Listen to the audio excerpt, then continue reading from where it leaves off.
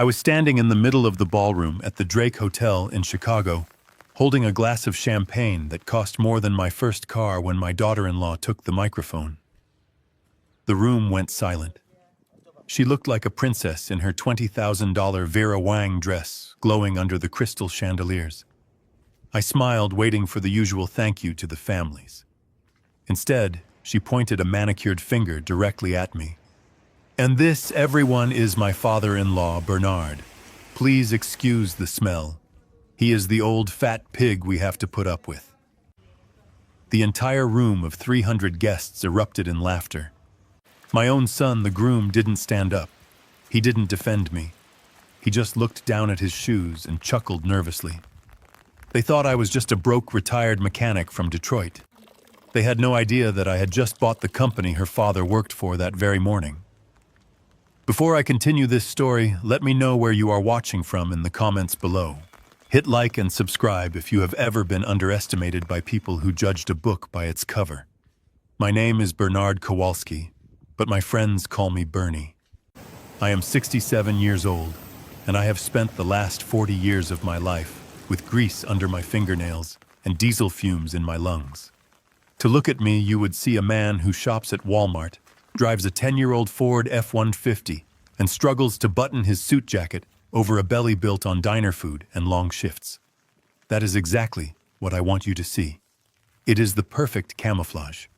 What you do not see is the man the Wall Street Journal calls the butcher.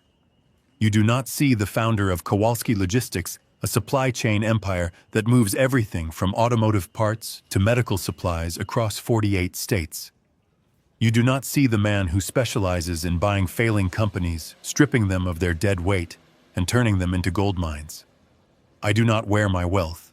I do not drive it. I keep it in the bank, compounding, waiting for moments like this. I arrived at the wedding 10 minutes late. It was not because I am disorganized. It was because one of my refrigerated trucks had broken down outside of Gary, Indiana, with a load of insulin, and I had to personally route a replacement fleet. I did not have time to shower. I changed into my suit in the back of my truck. There was a smear of black axle grease on my left cuff. I tried to rub it out with spit, but it just made a dark smudge against the cheap gray polyester. I walked into the ballroom, feeling the eyes of the bride's family on me. The Van Dorts.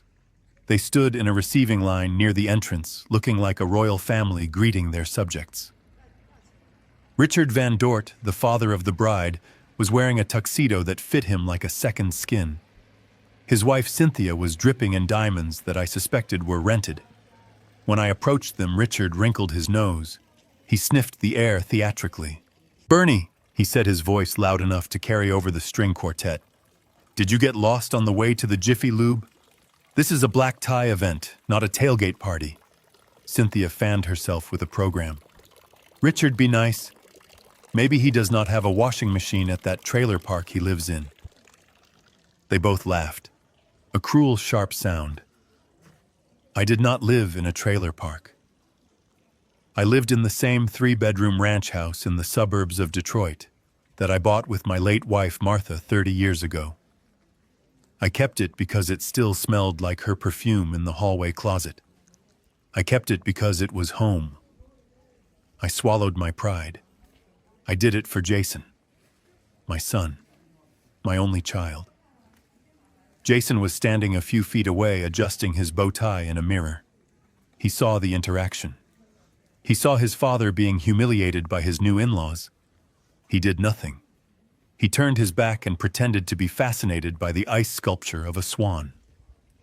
That hurt more than the insults. I had paid for Jason's college. I had pulled strings to get him his mid-level management job at a logistics firm that, unbeknownst to him, was a subsidiary of my corporation. I had signed a check for $85,000 just 4 hours ago to pay for this wedding because Brittany, his bride, said it was her dream to get married at the Drake. $85,000. And I was being treated like a stain on the carpet. I found a corner and tried to make myself invisible. I watched the servers passing around hors d'oeuvres that looked like art projects.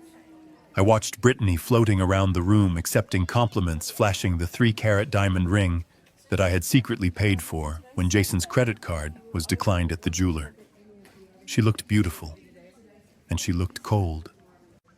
Her eyes were constantly scanning the room, checking who was watching her, calculating the net worth of every handshake. She was 26 years old and hungry for a life she had not earned. Then came the speeches. The best man told a drunken story about a college road trip. The maid of honor cried about how Brittany was her soulmate. Then Brittany took the microphone. She stood center stage, bathed in a spotlight. She thanked her parents, calling them her rocks, her inspiration, the epitome of class.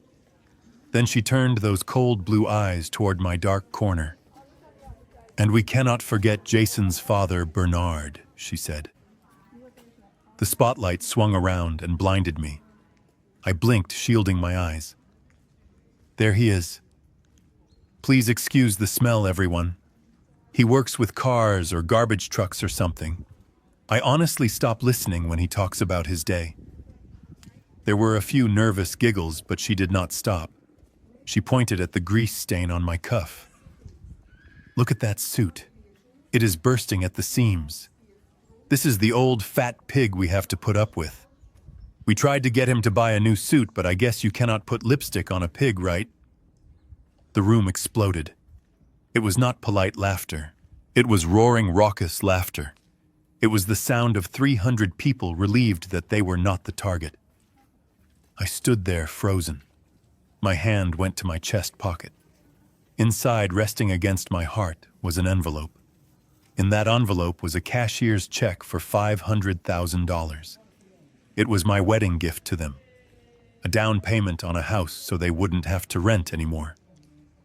I looked at Jason. He was laughing too. He was shaking his head, red-faced, laughing along with his wife to keep the peace, to keep her happy. At my expense. My hand tightened around the envelope inside my pocket. I felt the thick, expensive paper crinkle. With a slow, deliberate motion, I tore the check in half inside my pocket. Then I tore it again, and again, until it was just confetti. Richard Van Dort walked over to me as the spotlight moved away. He was wiping tears of laughter from his eyes. "Oh, Bernie, that was priceless," he said, slapping me on the back hard enough to sting. "Don't take it personally. Brittany just has a very sophisticated sense of humor." He reached into his pocket and pulled out a $20 bill. "Here, go buy yourself some stain remover, or maybe a salad." He tucked the bill into the breast pocket of my jacket, right next to the shredded remains of $500,000. I looked at the $20. Then I looked at Richard. He was glowing with arrogance. He leaned in close, his breath smelling of expensive scotch. "You know, Bernie, you should enjoy this food. It is probably the best meal you will eat all year. I am celebrating tonight. Big news. The board of directors at Sterling Industries is finally going to announce the new CEO on Monday. And you are looking at him. I am going to be the most powerful man in Chicago. I could buy and sell your little garage 1,000 times over." I felt a strange calmness wash over me. It was the same feeling I got right before I walked into a boardroom to dismantle a company. It was the calm of a predator who knows the prey has already stepped into the trap. Sterling Industries. That was the name of the company I had spent the last 3 months auditing in secret. That was the company whose acquisition papers I had signed at 6 a.m. that morning. Richard Van Dort wasn't going to be the CEO. He was a regional vice president who had been cooking the books to hide a $1.5 million deficit in his department. And I was his new boss. I didn't say a word. I didn't throw the drink in his face. I didn't scream. I just nodded. "Congratulations, Richard," I said. "I am sure Monday will be a day you never forget." He laughed and walked away to refill his drink. I started to make my way toward the head table, the VIP table where the parents were supposed to sit. I just wanted to sit down, eat my dinner, and leave. Brittany intercepted me before I could pull out a chair. "Whoa, hold on, Bernie," she said, blocking my path. Where do you think you are going? I pointed to the empty seat next to Jason. That is my seat, isn't it? She scoffed. Absolutely not. That seat is for my uncle from the Hamptons. He is an investment banker. He is a very important man. We need to network tonight. She grabbed my arm, her nails digging into the cheap fabric of my jacket. She spun me around and pointed toward the back of the room near the swinging double doors of the kitchen. Your table is over there. Table 19. It is better for everyone. You will be more comfortable with people your own speed. And honestly, I don't want you in the background of the official photos. You clash with the aesthetic. I looked at table 19. It was tucked in a dark corner right next to the service entrance. Every time the kitchen doors swung open, a blast of steam and the smell of dishwater washed over the table. The other guests at the table were the photographer's assistant, the DJ's girlfriend, and two cousins they clearly didn't want to invite. It was the table for the outcasts, the table for the embarrassments. Jason, I said, looking over Brittany's shoulder at my son. Is this what you want? Jason looked up from his plate. He looked at his wife, then at me. He shrugged. Mom is right, Dad. I mean, Brittany is right. It is just for dinner. Do not make a scene. You know how you get when you are around fancy people. You get loud. Just sit at the back.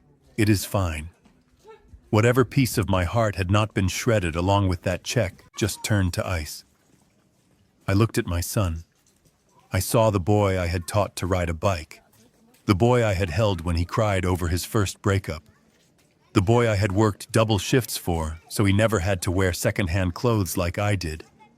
And I realized that boy was gone. He was just a weak man in a tuxedo afraid of his wife. I understand, I said. I will go to my table. I walked to the back of the room. The waiter bumped into me with a tray of dirty dishes as I sat down. The chair was wobbly. The tablecloth had a wine stain on it that hadn't been washed out. I sat there for 10 minutes watching the head table. I watched Richard Van Dort laughing, pouring wine that I paid for. I watched Brittany preening for the cameras. I watched Jason shrinking into his chair. I felt the vibration of my phone in my pocket. It was an email alert from my bank. A notification of the $85,000 charge for the wedding clearing my account. The Platinum package. It included the venue, the 4-course meal, and the premium open bar. Unlimited top-shelf liquor for 300 guests. I stood up. I adjusted my jacket. I walked past table 19, past the dance floor, and out into the lobby. I found the event manager, a frazzled-looking woman named Sarah, who was organizing seating charts. Excuse me, I said. She looked up, scanning my cheap suit. The restrooms are down the hall, sir. I am not looking for the restroom, I said. I am the one paying for this event. Bernard Kowalski. Her face changed instantly. Oh, Mr. Kowalski, I am so sorry. Is everything to your liking? Is the food satisfactory? I reached into my wallet. It was a Velcro wallet I bought at a gas station 5 years ago. I heard the Velcro rip open. It was a sound that usually made people sneer. But from inside that wallet, I pulled out a card. It wasn't a debit card. It wasn't a standard credit card. It was a piece of anodized titanium, heavy, black. The American Express Centurion card. The black card. Sarah's eyes went wide. She knew what that card meant. It meant there was no limit. It meant I could buy the hotel if I wanted to. I want to make a change to the service contract. I said, my voice calm and steady. Sarah pulled up the file on her tablet. Of course, sir. What do you need? More champagne. A late-night snack bar. No, I said. I want you to cancel the open bar. Immediately. As of this second, this is a cash bar. Sarah blinked. Sir, the open bar is the main feature of the Platinum package. The guests have been drinking Grey Goose and Macallan all night. If we switch to cash now, I want it switched, I interrupted. And I want the prices set to the hotel's standard maximum rate. $25 for a cocktail, $15 for a beer. And I want you to instruct your bartenders to collect payment for every drink served from this moment forward. No exceptions. Not for the bride. Not for the father of the bride. No one. But Sir Sarah stammered, "This will cause chaos. They are going to be furious." I looked her in the eye. "I am paying the bill, Sarah. Is it my signature on the contract?" She nodded. "Then do it. Or I dispute the entire $85,000 charge right now." She swallowed hard. "Yes, sir. I will radio the bar staff immediately." I put the black card back into my Velcro wallet and walked back into the ballroom. I didn't go to table 19. I leaned against a pillar in the back, crossing my arms over my chest, covering the grease stain. I waited. It took exactly 4 minutes. I saw Richard Van Dort walk up to the bar. He slammed his hand on the counter and shouted, "Another scotch! Make it a double!"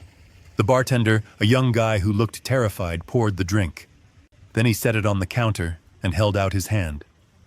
"That will be $40, sir." Richard froze. He laughed. "What are you talking about? It is an open bar. Do you know who I am? I am the father of the bride." "I am sorry, sir," the bartender said loud enough for the people nearby to hear. "The host has changed the contract. The open bar is closed. It is cash only from now on." Richard's face turned a shade of purple I had never seen before. "What host? I am the host. This is my daughter's wedding." "Actually," the bartender said, checking a slip of paper. "The host is listed as a Mr. Bernard Kowalski. He just cut off the tab." Richard spun around. He scanned the room, his eyes wild. He saw me standing by the pillar. I raised my hand and gave him a little wave. Then I pointed to my pocket, miming the motion of putting money in. The whisper started at the bar and spread through the room like a wildfire. "The free booze is gone. You have to pay. $20 for a beer." Brittany was on the dance floor when her maid of honor ran up and whispered in her ear. Brittany stopped dancing. She looked at the bar where a line of angry guests was already forming, wallets being pulled out reluctantly. She looked at Richard, who was screaming at the bartender. Then she looked at Miso. Her face twisted into a mask of pure rage. She hiked up her dress and stormed across the dance floor toward me. The music seemed to fade away. The laughter died. She stopped inches from my face. "You," she hissed. "What do you think you are doing? You are ruining my wedding." I looked at her. I looked at the expensive dress I paid for, the flowers I paid for, the food I paid for. "I didn't ruin your wedding, Brittany," I said. "I just adjusted the budget. Pigs are notoriously cheap, didn't you know?" She gasped. "How dare you? Fix this. Fix this right now, or I swear to God, Jason will never speak to you again." Jason appeared at her elbow. He looked terrified. "Dad, please. Just turn it back on. You are embarrassing us. Everyone is looking." They were looking. 300 people were watching the old fat pig in the dirty suit stand his ground. "I am not embarrassing you, Jason," I said. "You embarrassed yourself when you let your wife call me a pig on a microphone. You embarrassed yourself when you put me by the toilet. You want free drinks? Buy them yourself. You have a job. Oh wait, I forgot. I got you that job, and I pay your rent. Maybe you should save your money." Richard Van Dort came charging up, his face sweaty. "Listen to me, you miserable little mechanic," he shouted, poking a finger into my chest. "You turn that tap back on, or I will destroy you. I will make one phone call and have your little shop condemned. Do you hear me? I am a powerful man." I looked at his finger on my chest. I looked at his red, sweaty face. I thought about the $1.5 million he stole from the pension fund. I thought about the audit report sitting on my desk at home. "Go ahead, Richard," I said softly. Make your call, but make sure you have enough credit on your phone plan. I hear unemployment benefits don't pay much these days." He frowned, confusion clouding his anger. "What are you talking about?" "You'll find out," I said. I pushed past them. I walked through the crowd. I didn't say goodbye to anyone. I walked out the front door of the Drake Hotel into the cool Chicago night air. I climbed into my rusty Ford F-150. It smelled like oil and stale coffee. It smelled like hard work. I drove home alone, but I wasn't sad. I was energized. I took my phone out and dialed a number I had on speed dial. It rang once. Mr. Kowalski. It was Mr. Blackwood, my corporate attorney, a man who made sharks look like goldfish. It was 11 p.m. on a Saturday, but he answered on the first ring because I pay him enough to never sleep. "I hope I am not disturbing you, Arthur," I said. "Never, sir." "What do you need?" "I need you to prepare a file," I said. "First, I want a full forensic audit of Richard Van Dort's tenure at Sterling Industries ready for the board meeting on Monday morning. I want every penny he stole documented." "Consider it done," Blackwood said. I could hear the smile in his voice. "And Arthur?"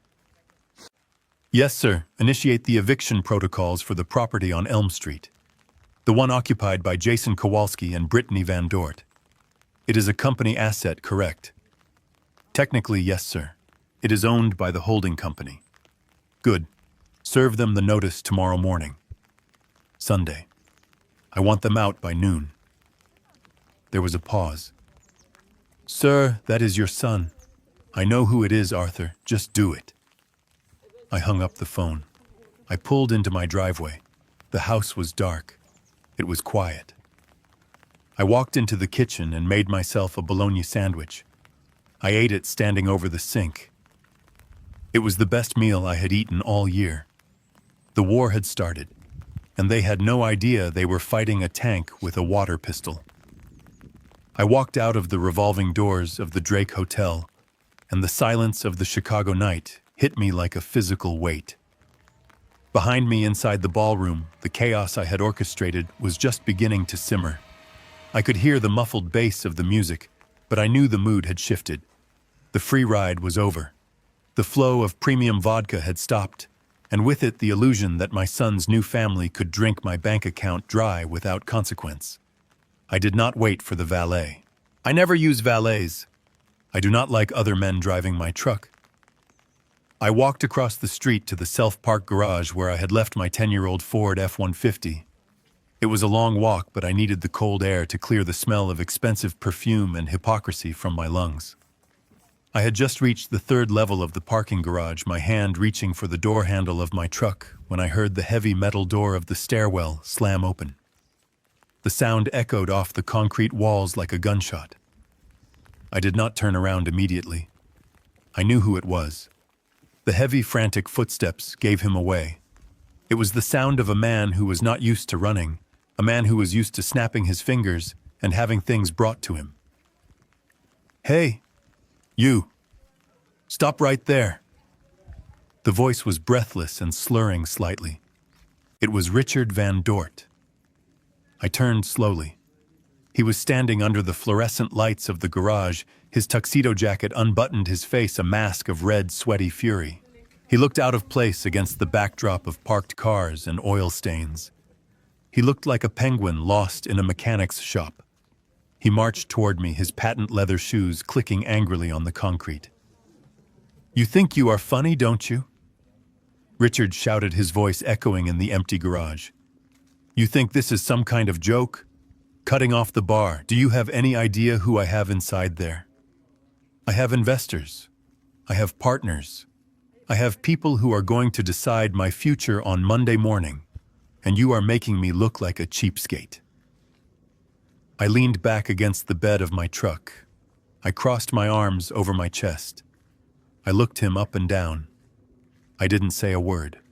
I learned a long time ago in business that silence is louder than screaming. If you let a foolish man talk long enough, he will eventually tell you everything you need to know to destroy him. And Richard was a very foolish man. He took my silence for stupidity. He stepped closer, invading my personal space. The smell of scotch was overpowering. "You are just a bitter, jealous little man, aren't you?" he spat. "You see people with class, people with money, people with a future, and you can't stand it. You want to drag us down into the mud with you. Well, I have news for you, Bernie. You cannot touch me. I am untouchable." I raised an eyebrow. "Untouchable?" I asked calmly. "That is a big word, Richard. Even the Titanic was unsinkable until it hit the ice." He laughed. A harsh barking sound. "Do not quote history to me, mechanic. You fix engines. I fix corporations. I move millions of dollars around before you even finish your morning coffee. Do you know what is happening on Monday? Do you? Of course you don't. You probably don't even read the business section." He was baiting me. He wanted to brag. He was desperate to prove his superiority to the man he had just called a pig. I decided to let him. I decided to give him the rope. "Enlighten me, Richard," I said. "What is happening on Monday?" He puffed out his chest.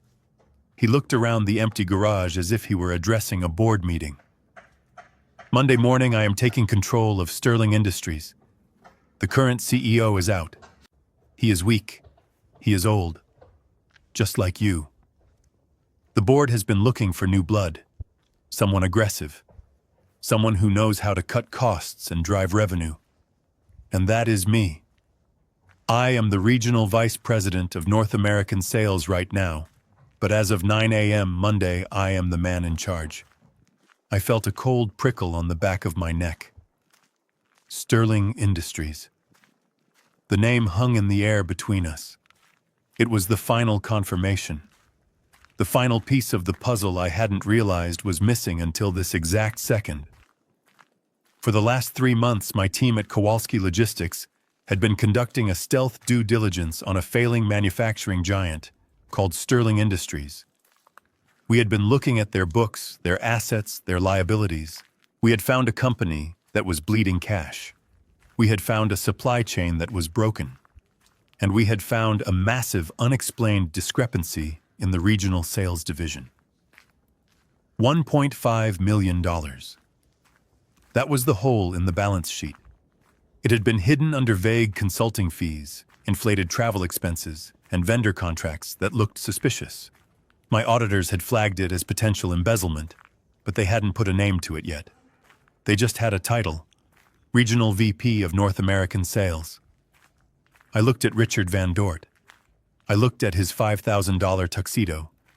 I looked at the Patek Philippe watch on his wrist that cost more than my truck. I thought about the house he lived in, which my background check said was leased. I thought about the wedding he hadn't paid a dime for. And suddenly the math worked. The $1.5 million wasn't lost. It was standing right in front of me, drunk and screaming in a parking garage.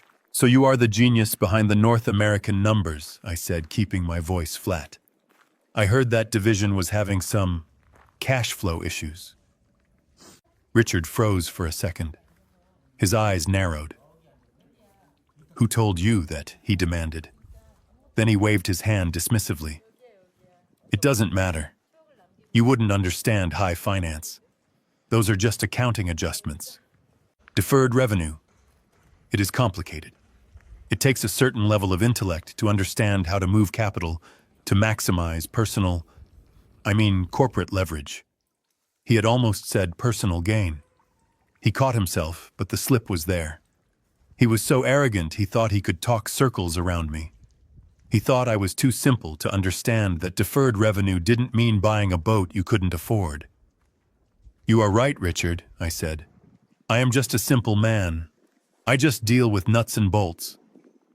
"Exactly," he sneered. "You deal with nuts and bolts. I deal with the big picture. I am going to restructure that entire company. I am going to fire half the workforce. I am going to strip the pension fund. And I am going to walk away with a bonus that would buy your entire neighborhood. That is power, Bernie. That is what real men do. We take what we want." He was confessing. He was laying out his entire strategy for destroying the company I had just bought. He was telling me exactly why I had acquired Sterling Industries in the first place. I bought it to save it. I bought it because it had good bones and good workers, but it was being rotted from the inside by parasites like him. And now the head parasite was standing in front of me bragging about the infection. I felt a fire in my belly that I hadn't felt in years. It wasn't anger anymore. It was duty.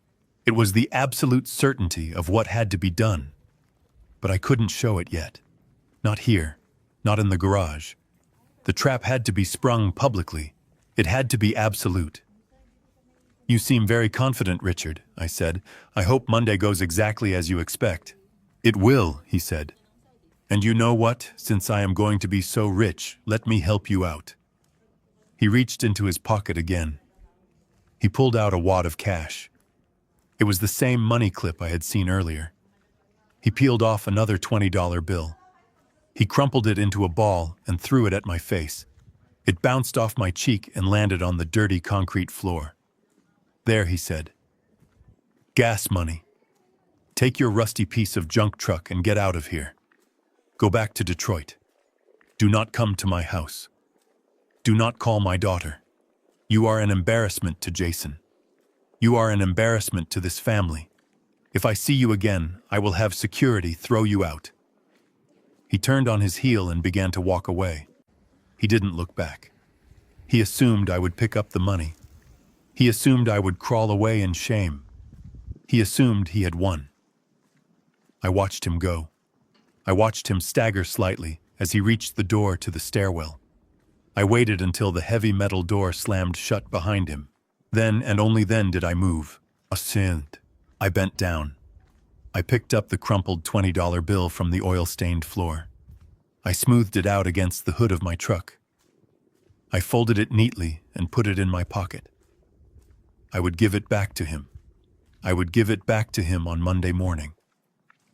I unlocked my truck and climbed into the driver's seat. The leather was cracked and worn. The engine roared to life with a rumble that shook the frame.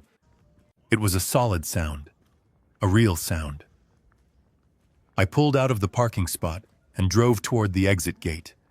I paid the parking fee with my own card. I didn't ask for a receipt.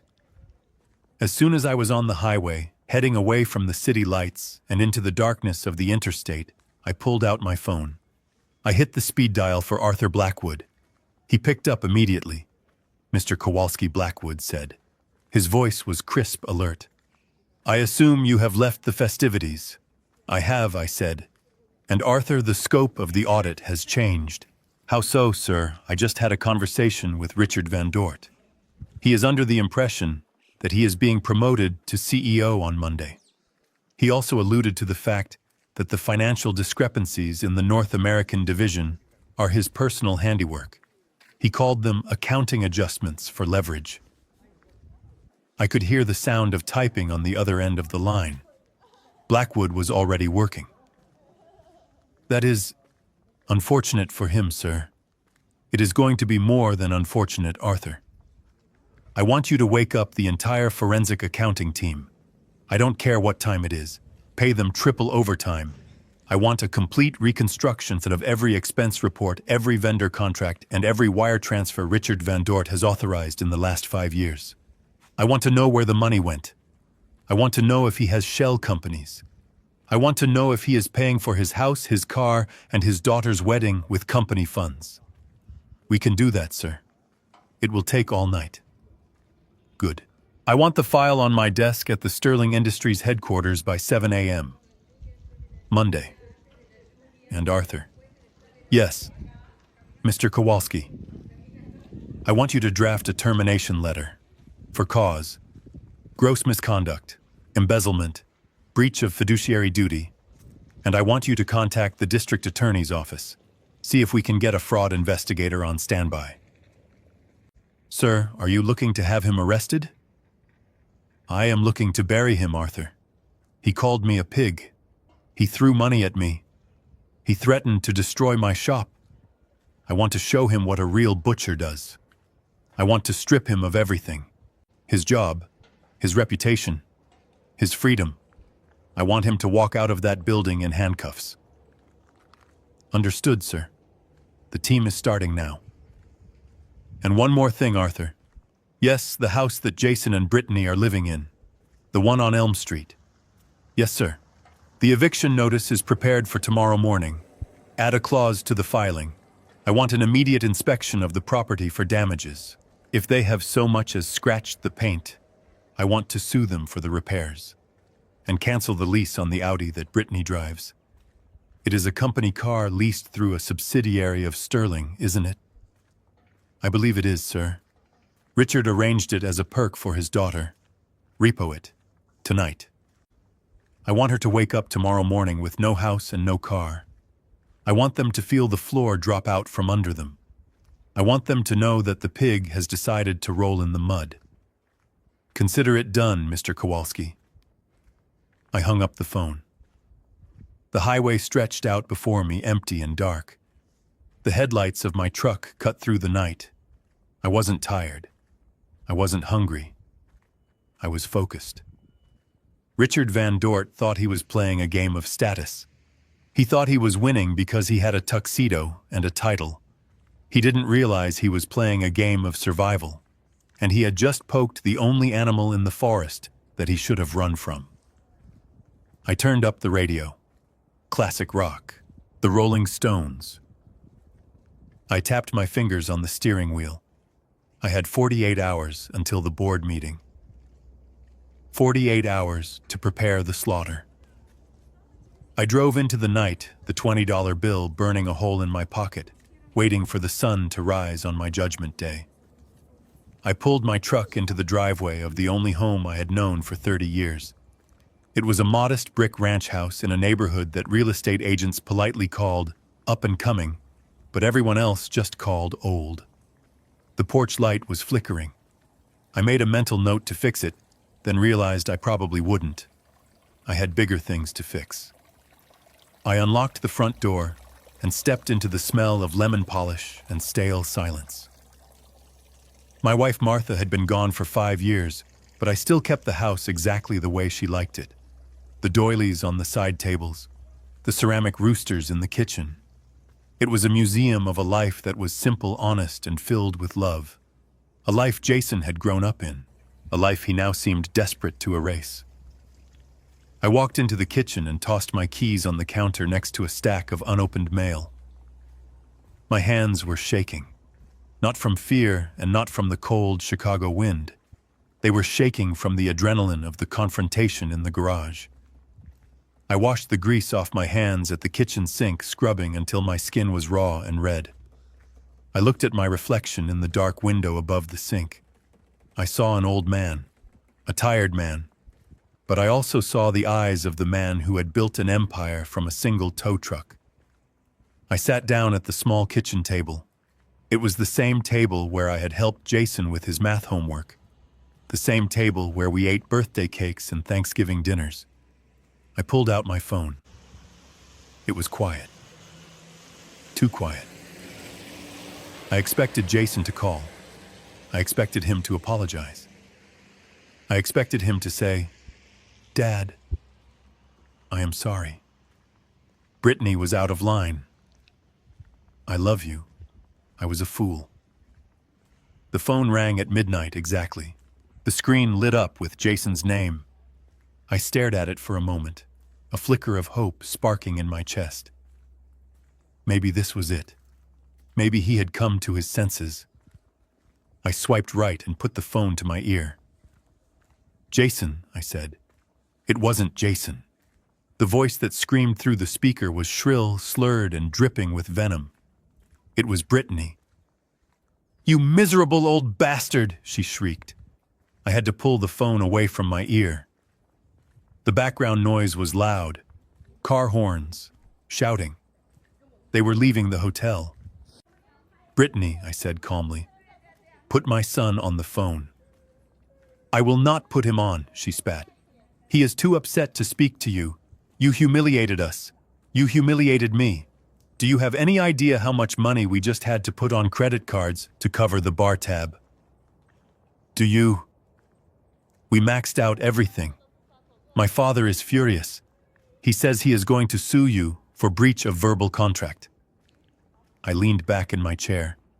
Your father is going to be very busy on Monday, Brittany. I doubt he will have time for lawsuits. Don't you dare threaten my father, she screamed. He is 10 times the man you are. He has class. He has money.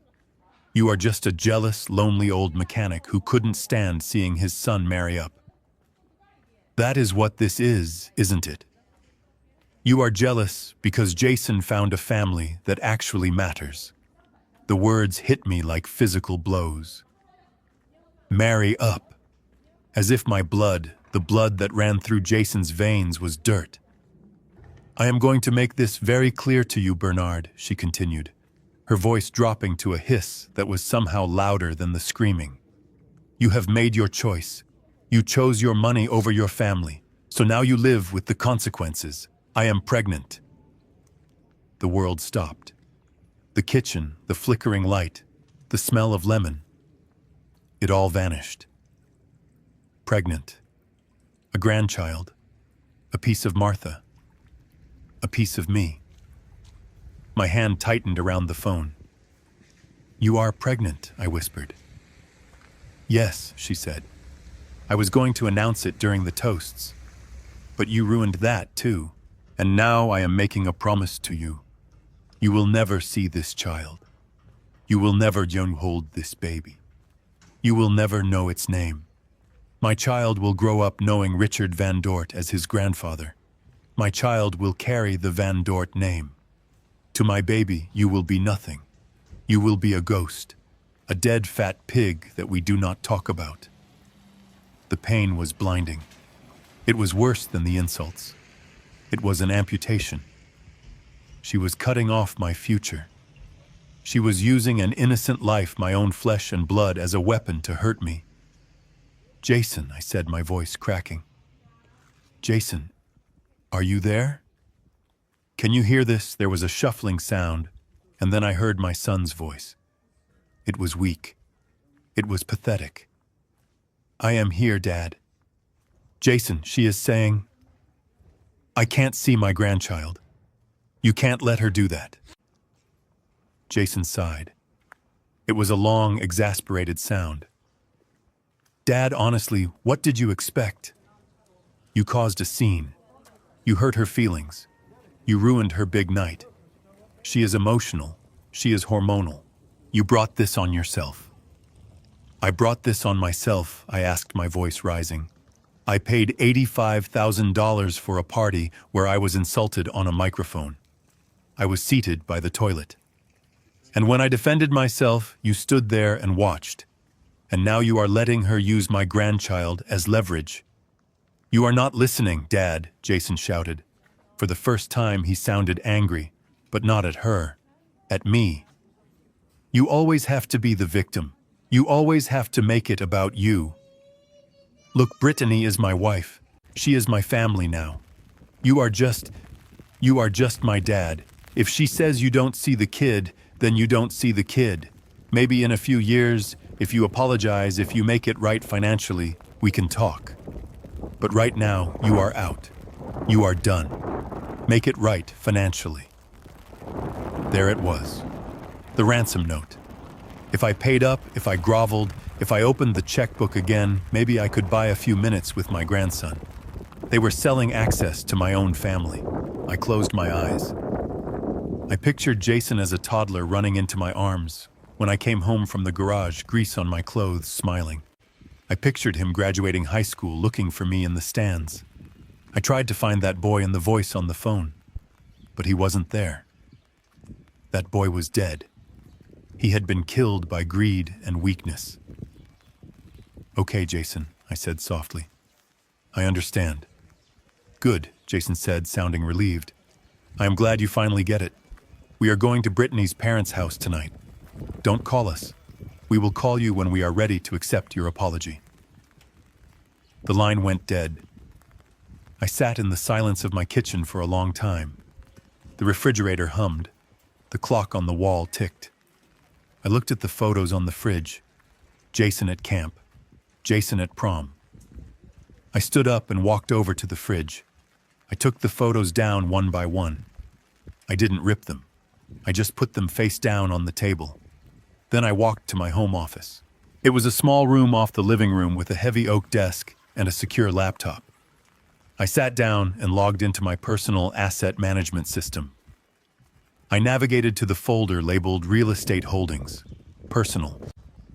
Inside was a file for 452 Elm Street.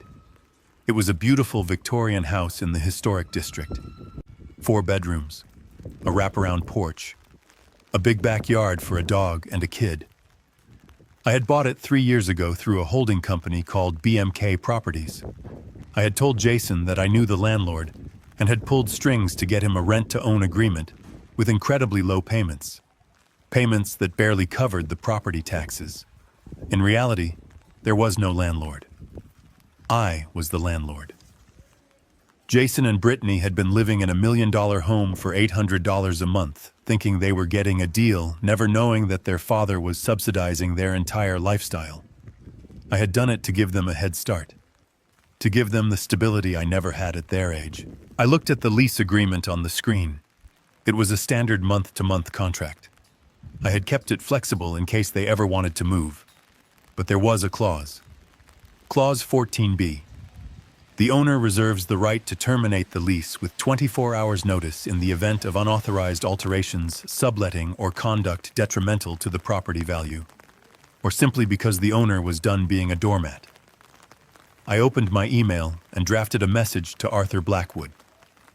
Subject: Immediate eviction, 452 Elm Street. Arthur, change of plans. Do not wait until tomorrow morning. I want the eviction notice served tonight. Use the emergency courier service. I want it taped to their front door before they wake up. I am exercising the immediate termination clause. The property is to be vacated within 24 hours. Furthermore, I want you to freeze the bank account ending in 4490. That is the account I use to auto-deposit Jason's monthly allowance, which he thinks is a structured settlement from a car accident he never had. Cut it off. And Arthur, draft a cease and desist letter regarding the use of my name or likeness. If Brittany mentions me on social media, if she slanders me to her friends, I want to sue her for defamation. They want me to be a ghost, fine. I will be the ghost that haunts them. I hit send. I sat back in my chair. The anger was gone. It was replaced by a cold, hard clarity. They had threatened the one thing I had left to live for. My legacy. My grandchild. They thought they could use that child as a bargaining chip. They thought they could hold my love hostage. They didn't understand. You don't negotiate with terrorists. You eliminate their leverage. I pulled up another file. It was the ownership documents for the Audi Q7 Brittany drove. Another company perk arranged through a subsidiary. I logged into the vehicle tracking system. I could see the car was currently parked at the Drake Hotel Valet. I picked up my phone and called the recovery service I used for my logistics fleet. "This is Kowalski," I said, when the dispatcher answered. "Hey, Mr. Burney, what do you need?" "I have a vehicle recovery. A white Audi Q7. It is at the Drake Hotel. I have the GPS coordinates. I want it picked up tonight." "Tonight, boss, right now. Do you have a spare key code?" "I do." "Repossess it. Take it to the impound lot on the south side, the one with the barbed wire, and leave the personal effects in the lobby of the hotel in a garbage bag." "You got it, boss." I hung up. I walked back into the kitchen. I looked at the empty spot on the fridge where Jason's face used to be. I felt a tear run down my cheek. I wiped it away angrily. I was done crying. They wanted to play games with family. They wanted to pretend they were royalty and I was the peasant. They wanted to introduce me to the world as a pig. Well, tomorrow morning, they were going to wake up in a world where the pig owned the mud, the farm, and the slaughterhouse. I went to my bedroom and opened the closet.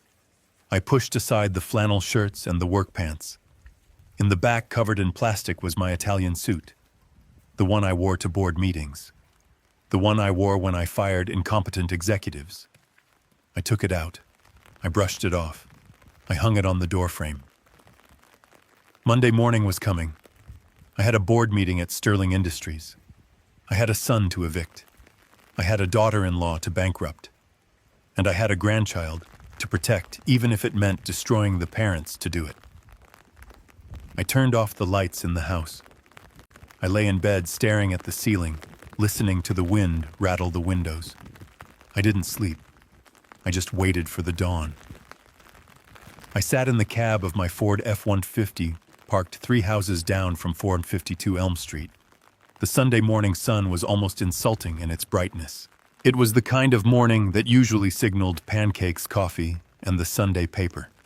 It was the kind of morning that suburban dreams are made of. For the occupants of the Victorian house with the wraparound porch, however it was about to become the morning, their reality shattered into 1,000 jagged pieces. I poured a cup of black coffee from my thermos and watched the steam rise against the windshield. I wasn't tired. I had not slept a wink, but my mind was as sharp as a razor. At exactly 9 a.m., a black SUV pulled up to the curb in front of the house. It wasn't a sleek luxury car. It was a government vehicle with the seal of the county sheriff on the door. 2 deputies stepped out. They weren't smiling. They adjusted their belts and walked up the front path with the heavy, purposeful stride of men who had a job to do and didn't care if you liked it. Behind them, a large unmarked box truck rumbled down the street and idled loudly, its air brakes hissing like a warning. This was the cleanup crew I had contracted through Blackwood. I rolled down my window just an inch to hear. The sheriff, a man named Miller, who I had known for years and who had no idea the property belonged to me, pounded on the heavy oak door. The sound echoed down the quiet street. Bam, bam, bam. It was the sound of judgment. It took a long time for the door to open. I imagined Jason and Brittany inside. They were probably in the living room, surrounded by piles of opened wedding envelopes, counting the cash and checks from the guests they had gouged the night before. They were probably calculating how much designer furniture they could buy, or perhaps planning a vacation to recover from the stress of being so terrible. Finally, the door swung open. Jason stood there. He was wearing silk pajama bottoms that I knew cost $200 because I had seen the charge on the bank statement I reviewed last night. He looked disheveled, his hair sticking up, his eyes squinting against the light. I saw him mouth the words, "What is going on?" Sheriff Miller didn't waste time with pleasantries. He handed Jason a thick packet of papers. I knew exactly what was in that packet. It was an emergency eviction order based on a breach of contract, immediate termination of lease, and a court order for the repossession of assets. Jason looked at the papers, then back at the sheriff. He laughed. I saw his shoulders shake. He thought it was a mistake. He thought it was a prank. He tried to close the door. Sheriff Miller put a heavy boot in the doorframe. He said something that made Jason freeze. Then the sheriff pointed to the lawn. He wasn't asking. He was telling. A moment later, Brittany appeared behind Jason. She was wrapped in a white robe that looked like it was made of clouds. She pushed past Jason and started screaming. I couldn't hear the exact words from this distance, but I knew the tone. It was the "Do you know who I am" tone. It was the screech of entitlement hitting a wall of authority. She pointed a finger in the sheriff's face. That was a mistake. The sheriff stepped into the foyer. The 2 deputies followed. The crew from the box truck jumped out. There were 6 of them. Big men with thick gloves and no patience. They marched up the steps like an invading army. I took a sip of coffee.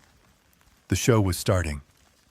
For the next hour, I witnessed the systematic dismantling of a facade. It wasn't a gentle move. They weren't carefully wrapping crystal glasses in bubble wrap.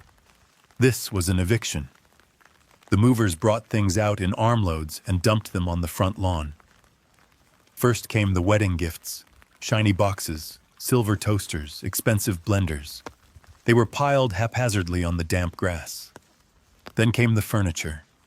The leather sofa I had subsidized, the oversized television, the dining chairs. It all came out, piece by piece, turning the manicured lawn into a chaotic yard sale. Brittany was pacing back and forth on the sidewalk, her phone pressed to her ear. She was frantic. She was waving her arms, pointing at the house, pointing at the deputies. She looked like a conductor whose orchestra was burning down. I knew who she was calling. She was calling her daddy. She was calling the powerful Richard Van Dort, the man who was supposed to fix everything. I pulled out my own phone and checked the time. It was 9:30. According to my intel, Richard Van Dort was currently sitting in his home office staring at a laptop screen that was showing him the early tremors of an earthquake. I had instructed Arthur Blackwood to leak a rumor to the industry blogs at 8 a.m. The rumor was simple: Sterling Industries under investigation for massive internal embezzlement. Stock price expected to plummet. Hostile takeover imminent. Richard wasn't answering his daughter's calls because he was busy trying to save his own skin. He was busy shredding documents. He was busy sweating through his silk pajamas. I watched Brittany scream into her phone, then pull it away and stare at the screen in disbelief. She dialed again and again. She stomped her foot like a toddler. She couldn't understand why the magic lifeline wasn't working. She had never lived a day in her life where a phone call didn't make the bad things go away. Welcome to the real world, sweetheart. Then came the clothes. The movers brought them out in garbage bags. Black, heavy-duty contractor bags. They dragged them down the stairs and tossed them onto the pile. I saw the flash of the Vera Wang wedding dress. It wasn't in a bag. One of the movers carried it out, draped over his arm like a dead swan, and laid it on top of a hedge. It looked ridiculous there, white tulle snagging on the branches, a symbol of a day that cost $85,000 and bought nothing but misery. Jason was sitting on the curb, his head in his hands. He wasn't fighting. He wasn't yelling. He was just watching it happen. He looked small. He looked defeated. He wasn't the man who had stood by while I was insulted. He was a boy whose toys were being taken away. A neighbor came out of the house next door. It was Mrs. Higgins, the head of the Homeowners Association. She was a woman who measured grass height with a ruler. She walked over to the property line, clutching her robe tight, staring at the mountain of debris growing on the lawn. She said something to Brittany. Brittany screamed at her. Mrs. Higgins took a step back, pulled out her phone and started taking pictures. I smiled. That would be a fine for bylaw violations. Another nail in the coffin. Then the tow truck arrived. It was a flatbed, large and loud. It backed into the driveway, its backup beeper cutting through the Sunday morning quiet like a countdown. Beep, beep, beep. The driver hopped out and hooked the chains onto the axle of the white Audi Q7. Brittany lost her mind. She ran toward the car. She threw herself against the driver's side door, clinging to the handle. She was screaming so loud I could hear her clearly now. This is my car. You cannot take this. My father pays the lease. Get away from it. The sheriff stepped in. He gently but firmly peeled her off the car. She flailed, her robe falling open, her dignity evaporating into the morning air. She collapsed onto the grass, sobbing. She watched as the car, her symbol of status, her chariot, was winched up onto the flatbed. It tilted backward, looking helpless, looking like just a hunk of metal and plastic. The truck drove away, taking her freedom with it. I saw Jason stand up. He walked over to the sheriff. He was holding the eviction notice. He pointed to a line at the bottom of the page. He asked a question. The sheriff nodded and pointed down the street directly at my truck. Jason turned. He looked down the road. He saw the rusty Ford F-150. He saw the silhouette of a man in a baseball cap drinking coffee. He froze. I saw the realization hit him. It hit him harder than the eviction. He looked down at the paper in his hand again. He was looking at the signature of the property owner. BMK Properties. Bernard Michael Kowalski. He had lived in that house for 3 years. He had signed the rent checks every month, and he had never once looked at who actually owned the company he was paying. He had never been curious. He had just assumed it was some faceless corporation. He had assumed the world was just naturally generous to him. He started walking toward me. He was barefoot. He was walking on the asphalt in his silk pajamas. He looked like a ghost. Brittany saw him walking and scrambled to her feet. She followed him, wiping mascara from her cheeks. They reached my truck. Jason put his hand on the hood as if to steady himself. He looked through the windshield. His eyes were red hollow. "Dad," he whispered. The glass muffled his voice, but I read his lips. I rolled down the window. The smell of fresh coffee drifted out to meet the smell of their desperation. "You own the house?" Jason asked. His voice was trembling. "You are the landlord." I took a slow sip. "I am," I said. "BMK Properties. You never asked what the initials stood for. But why? Why are you doing this?" "We have nowhere to go. All our stuff is on the lawn. They took the car. Dad, this is insane. You have to stop them." I looked past him to Brittany. She was standing behind him, shivering. She wasn't screaming anymore. She looked terrified. She looked at me, the pig, the mechanic, and she saw something she didn't recognize. She saw the man who held the keys to her entire existence. "I am not doing anything, Jason," I said. "I am just correcting a mistake. I made the mistake of thinking I could buy you a good life. I made the mistake of thinking that if I cushioned the blow of the real world, you would grow up to be a strong man. But I just made you soft, and I made you ungrateful." Brittany stepped forward. Her voice was shaking. "Bernard, please. I am pregnant. You cannot throw a pregnant woman on the street. It is illegal. It is immoral." I looked at her stomach. I looked at her eyes. Illegal, no. I checked the statutes. Immoral, maybe. But you told me last night that I would never see that child. You told me I was a ghost. Ghosts don't pay mortgages, Brittany. Ghosts don't provide luxury SUVs. If you want to raise a Van Dort, go ask the Van Dorts for a house. She flinched. "My dad." "He isn't answering." "I know," I said. "He is having a very bad morning, and it is going to get worse."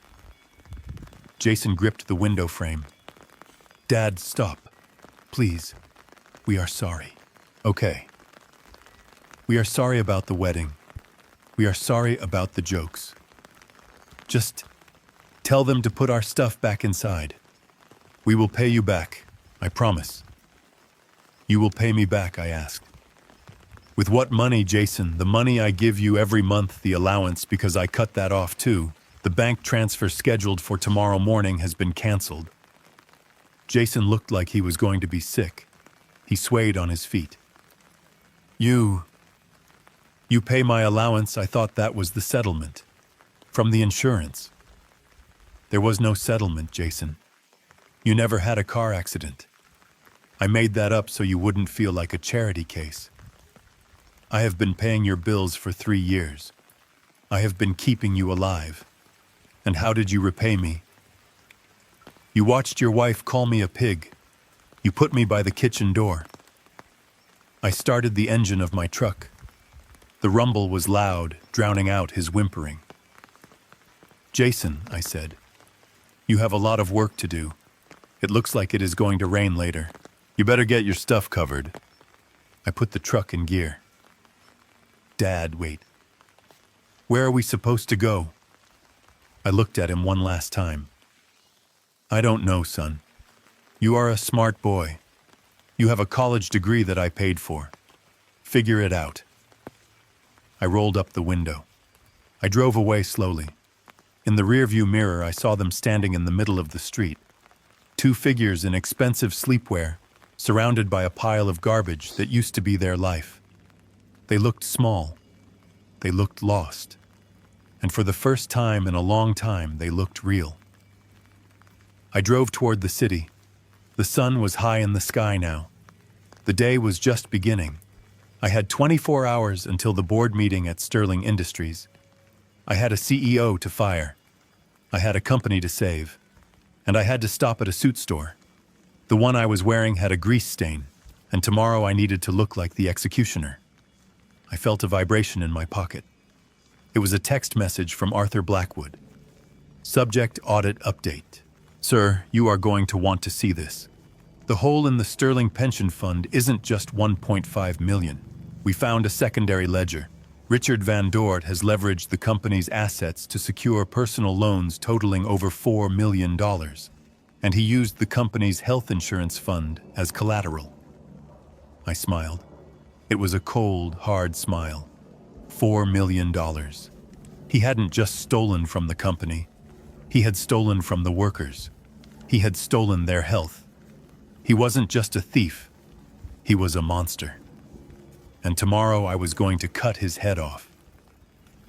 I spent the rest of Sunday afternoon in my home office preparing for the kill. The dossier Arthur Blackwood had sent over was thick, heavy, and damning.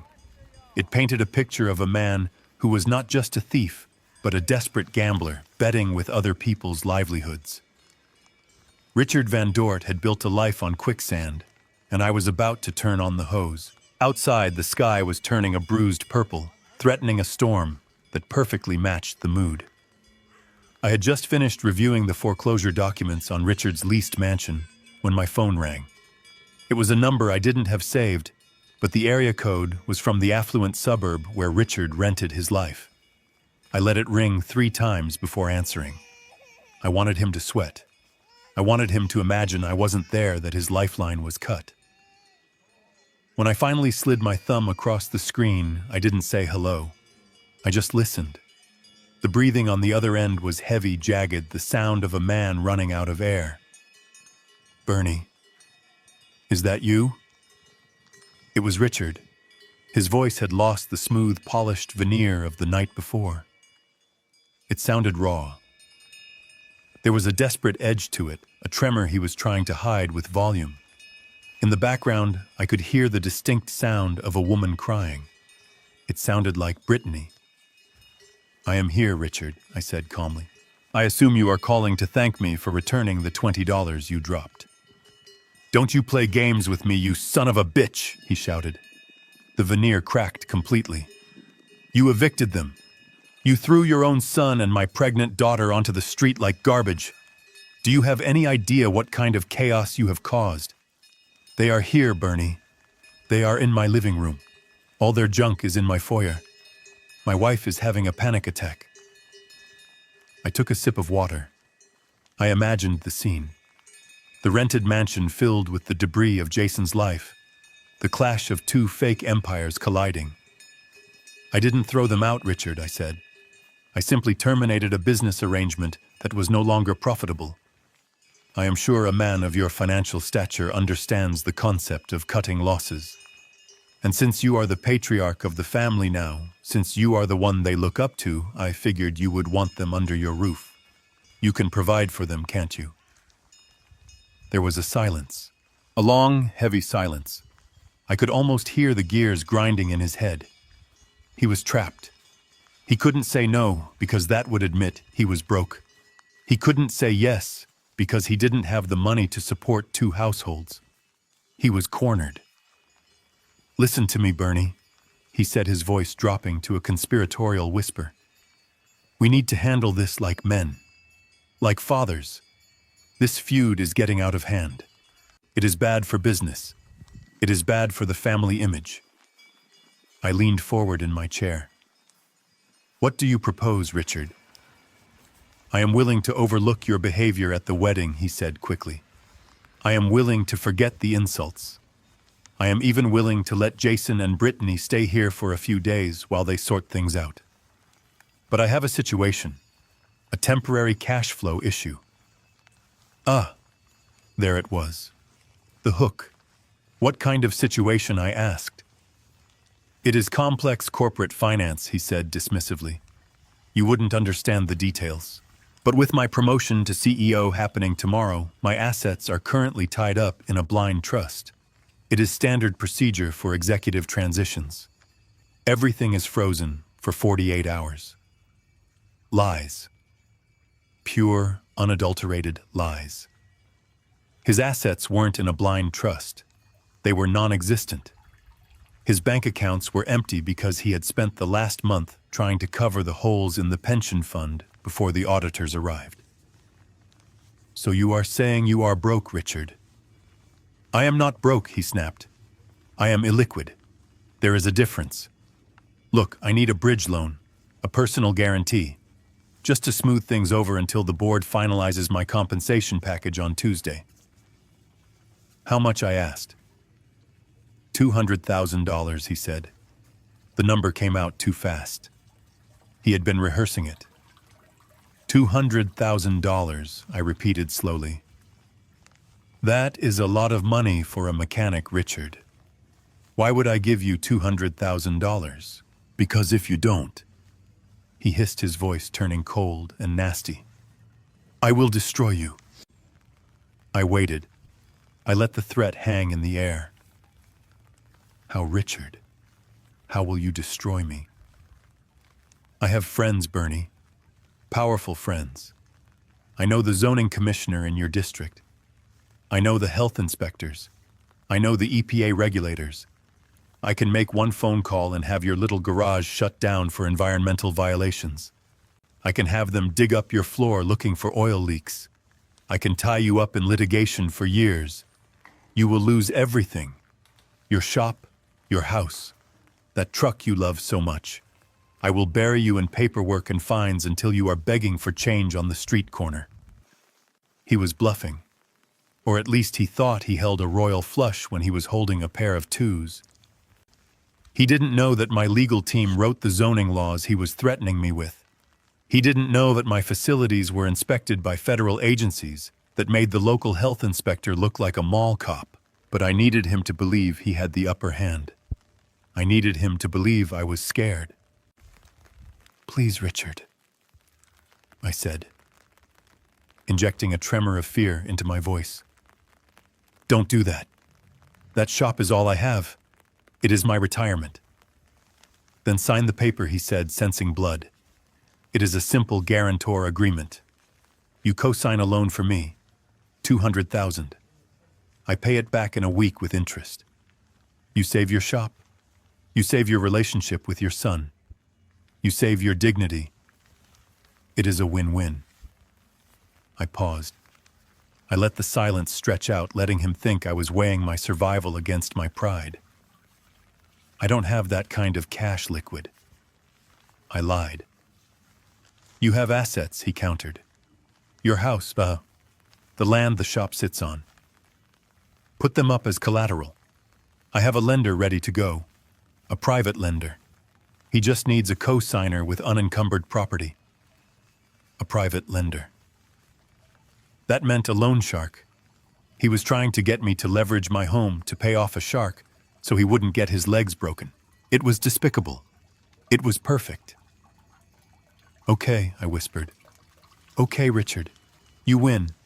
I will sign. Just leave my shop alone. Good choice, Bernie, he said, his voice dripping with triumph. Smart choice. Now I need you to meet me tomorrow morning. Where, I asked. At my office, he said. Sterling Industries headquarters. Downtown. The boardroom on the 45th floor. Come at 9 a.m. I want you to see where real business is done. I want you to see the view from the top before you crawl back to your hole. He wanted to humiliate me one last time. He wanted me to walk into his domain surrounded by glass and steel and bend the knee. He wanted to show off his power in front of his colleagues before he took my money. He was digging his own grave with a backhoe. I will be there, Richard, I said. 9 a.m. Do I need to bring anything? Just your ID and a pen, he said. And Bernie, wear a different suit. You are going to be in a corporate environment. Try not to look like you just changed the oil in a tractor. He laughed. It was a cruel, ugly sound. Then he hung up. I stared at the phone. The screen went black. I could see my own reflection in the glass. I wasn't smiling. I wasn't angry. I was cold. Ice cold. He had threatened my livelihood. He had tried to extort me. He was going to drag me into his web of debt and deceit to save himself. I stood up and walked to the window. It was fully dark now. The wind was picking up, rattling the storm shutters. I thought about Jason. He was in that house with Richard right now. He was probably listening to Richard brag about how he had brought the old man to heal. Jason was probably relieved. He probably thought his daddy-in-law had fixed everything. He probably thought the money train was back on track. They were all so blind. I went back to my desk. I opened the laptop again. I sent a secure message to Arthur Blackwood. Arthur, the meeting is set. 9 a.m. Monday. Sterling Industries boardroom. Richard thinks I am coming to co-sign a high-risk personal loan to cover his debts. He threatened to use regulatory leverage to shut down my business if I refused. Add extortion to the list of charges. And Arthur ensure the real board of directors is present. Tell them it is an emergency session regarding the acquisition. But do not tell them I am the buyer. Just tell them the new owner will be revealing himself and addressing the personnel issues personally. Also have the security team ready in the lobby. I don't want Richard making a scene when he is escorted out. I hit send. I sat there for a moment listening to the house settle. I looked at the suit hanging on my doorframe. It was a Brioni, navy blue, wool and silk. It cost $6,000. I had bought it in Milan 3 years ago when I acquired a European shipping line. It was tailored to hide the belly and emphasize the shoulders. It was a suit of armor. I walked over to it and ran my hand down the sleeve. Tomorrow I wouldn't be the mechanic. Tomorrow I wouldn't be the pig. Tomorrow I would be the butcher. I went into the bathroom and shaved. I took my time. I used a straight razor. I trimmed my mustache. I looked at the lines on my face. Every wrinkle was a battle scar. Every gray hair was a lesson learned. Richard Van Dort had spent his life pretending to be something he wasn't. I had spent my life hiding what I was. Tomorrow the masks would come off. I went to bed, but I set my alarm for 4 a.m. I wanted to be in the city before the sun came up. I wanted to be inside the building before Richard arrived. I wanted to be sitting in the big chair when he walked through the door. As I drifted off to sleep, I thought about the $20 bill in my pocket. I wondered if Richard would remember it when I handed it back to him. I wondered if he would understand in that final moment that the man he had called a peasant owned the castle he was standing in. The storm outside broke. Rain lashed against the roof. It was a cleansing rain. It was washing away the dirt of the weekend, washing away the wedding, washing away the lies. Tomorrow would be a new day, a clear day, a day of reckoning. The Chicago sun was biting and bright as I stepped out of the black town car in front of the Sterling Industries tower. It was a monolith of glass and steel that scraped the sky, a monument to corporate vanity that cast a long, cold shadow over the morning rush hour. I stood on the sidewalk for a moment, just breathing in the city grit. For 40 years, I had looked at buildings like this from the bottom up, usually while fixing the delivery trucks that serviced their loading docks. Today, I was looking at it as the man who held the deed in his pocket. I adjusted my cufflinks. They were solid gold, heavy against my wrists, a gift from the board of directors of a German shipping conglomerate I had acquired 5 years ago. I smoothed the lapels of my navy Brioni suit. It fit me like a second skin, the Italian wool breathing, with me tailored to hide the years of diner food and emphasize the width of my shoulders. I caught my reflection in the revolving glass doors. I didn't see Bernie the mechanic. I didn't see the pig. I saw the butcher. Arthur Blackwood stepped out of the car behind me. He was flanked by 3 junior associates, all carrying thick leather briefcases that contained the autopsy report of Richard's career. 2 private security contractors, men with necks as thick as tree trunks and earpieces coiled like snakes behind their ears, fell into step beside us. We didn't walk toward the entrance. We marched. It was a formation designed to intimidate a wedge of power cutting through the morning crowd of coffee-clutching interns and weary salarymen. We pushed through the revolving doors and entered the lobby.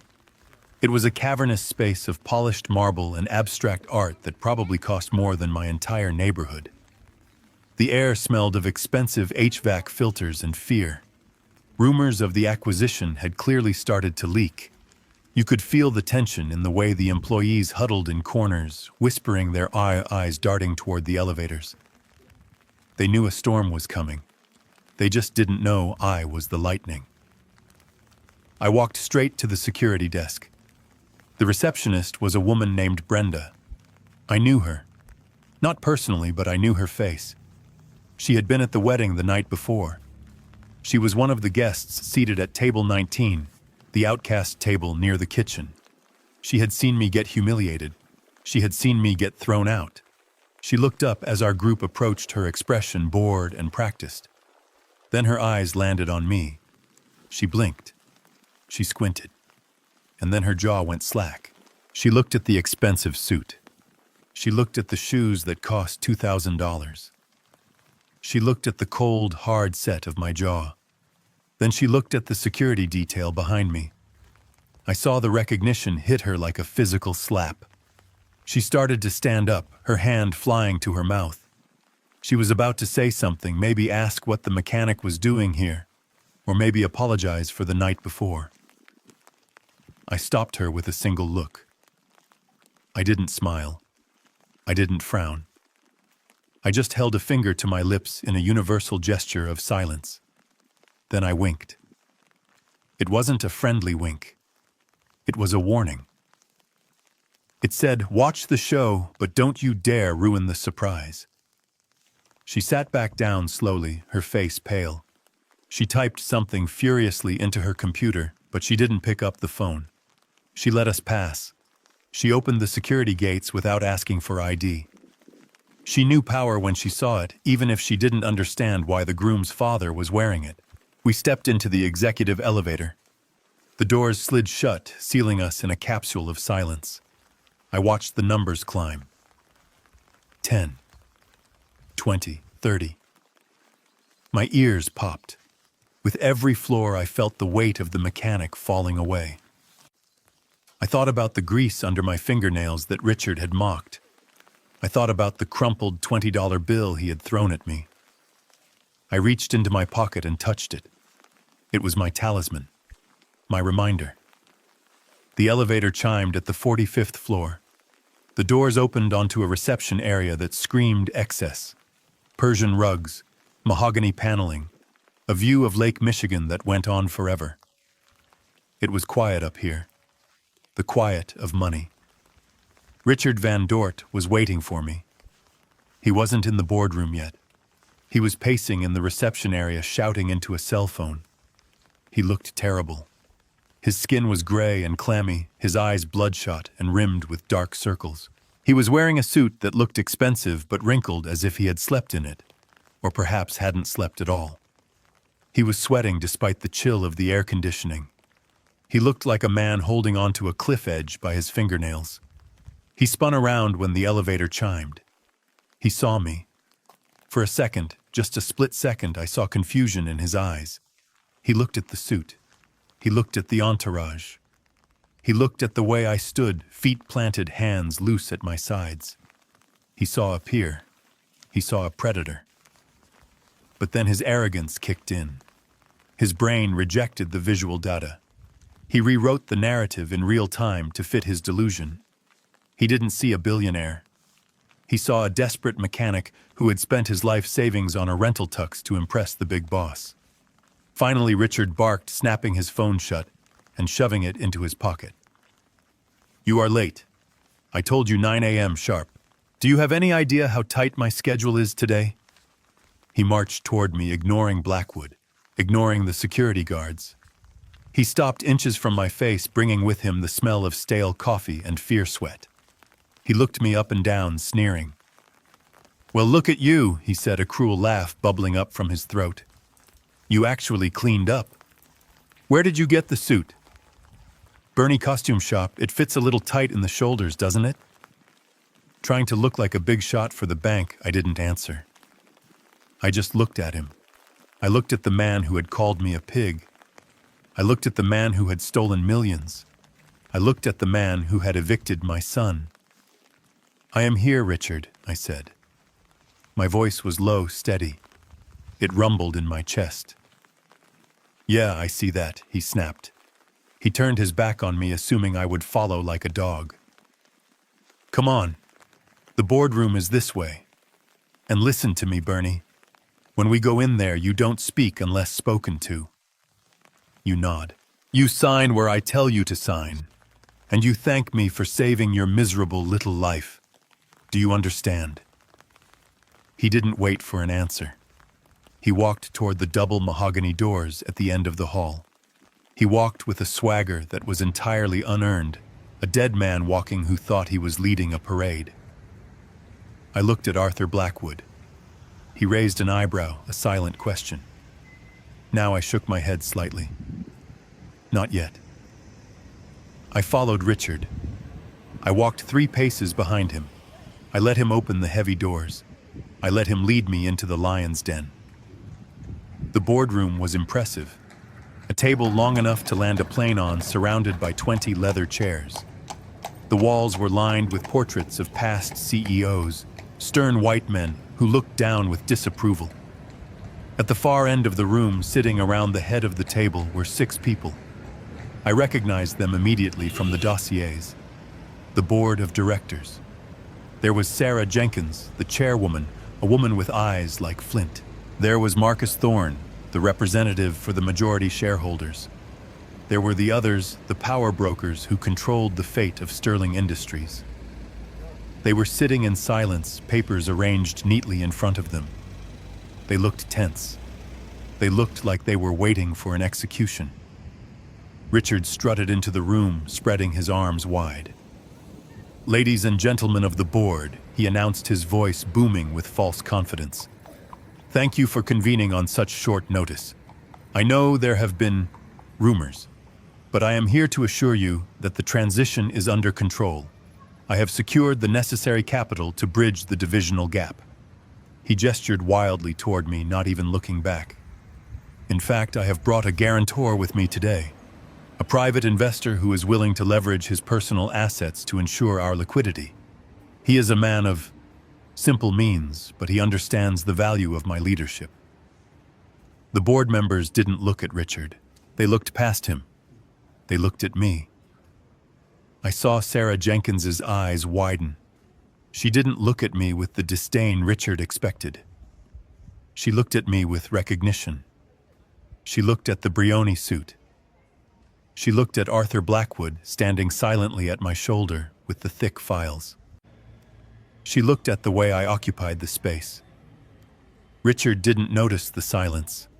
He didn't notice the shift in the room's gravity. He pulled out a chair, one of the side chairs, not a seat at the table, and pointed at it. "Sit there, Bernie," he commanded. "I have the papers right here.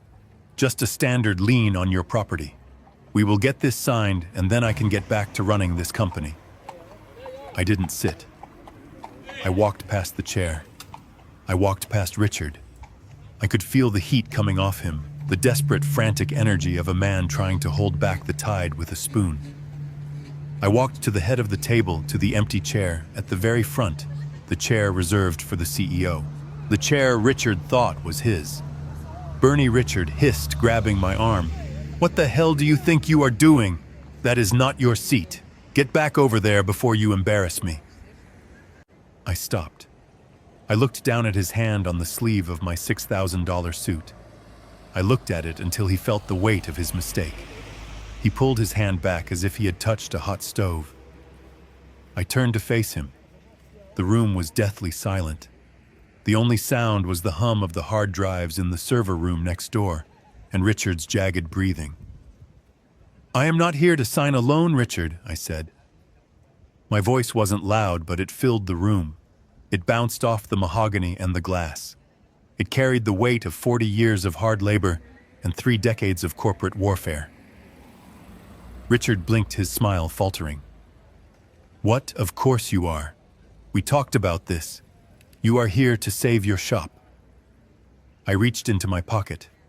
I pulled out the crumpled $20 bill he had thrown at me in the garage. I smoothed it out on the polished wood of the boardroom table. I am returning your gas money, I said. Then I reached into my inner jacket pocket. I pulled out a single thin envelope. It wasn't a loan document. It was a single sheet of paper with the letterhead of Kowalski Logistics embossed in silver at the top. And I am here to accept your resignation, I said. Richard stared at the paper. He stared at me. He looked at the board members, looking for an ally, looking for someone to laugh at the joke. But no one was laughing. Sarah Jenkins was looking down at her hands. Marcus Thorne was studying a file that Blackwood had just slid across the table. What is this? Richard whispered. Who are you? Arthur Blackwood stepped forward. He opened his briefcase with a click that sounded like a gunshot. Mr. Van Dort Blackwood said, his voice smooth and lethal. This is Mr. Bernard Kowalski. He is the founder and sole proprietor of Kowalski Logistics. And as of 6 a.m. this morning, he is the majority shareholder and new chairman of the board of Sterling Industries. The color drained from Richard's face so fast, it looked like the blood had simply evaporated. He staggered back, hitting the edge of the table. No, he gasped. No. That is impossible. He is a mechanic. He is a pig. I walked around the table. I stood behind the CEO's chair. I placed my hands on the leather backrest. I am the pig, Richard, I said. And this is my farm. I sat down. Now, I said, looking at the man who was suddenly very small in his wrinkled tuxedo. Let's talk about the $1.5 million you stole from the pension fund. The silence in the boardroom was heavy, a physical weight that pressed down on the mahogany table and the chest of every person in the room. Richard Van Dort sat frozen in the chairman's seat, his hands gripping the leather armrests so tightly that his knuckles were white.